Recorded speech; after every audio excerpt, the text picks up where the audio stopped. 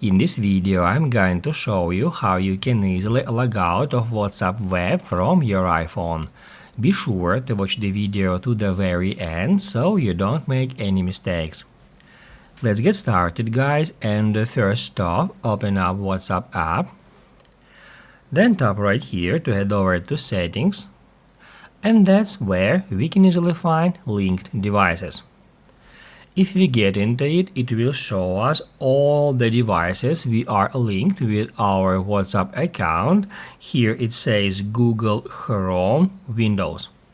Then we can get into that device settings, and that's where we can easily log out from that device, from WhatsApp web on that particular device, just by hitting add logout. I'm going to tap right here, and then to confirm it, we need to tap add logout in that pop-up. After a couple of seconds, we have successfully signed out from WhatsApp web using our iPhone. If this video helped you out, don't forget to hit the like button.